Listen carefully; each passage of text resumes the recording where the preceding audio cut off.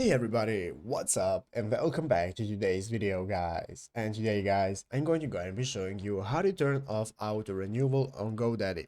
This is a very simple thing to do guys, so make sure to watch this quick and easy video till the very end and follow my steps correctly so you can make sure that this works the same for you and you can do this yourself.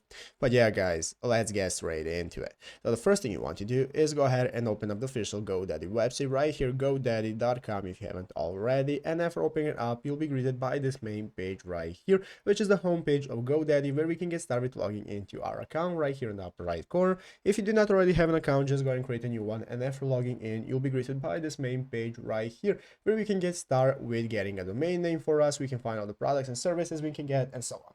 So let's go ahead and see how to turn off auto renewal that we have might turn it on when we have bought a domain or something similar.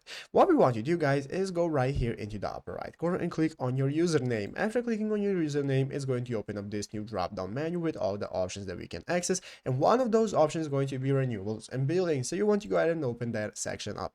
So after opening up renewals and billing guys, you can see that now we can see all the subscriptions right here that we have. As you can see, currently I have no subscriptions, but if you have subscriptions with auto renewal turned on, they are going to appear right here. So what you're going to do and what you want to do is go ahead and find the subscription that you want to turn off auto renewal for, and there is going to be an option that says next to it after you open it up to turn auto renewal off. So you want to go ahead and select that button to go ahead and enable it, and after that you will no longer auto renew your subscription.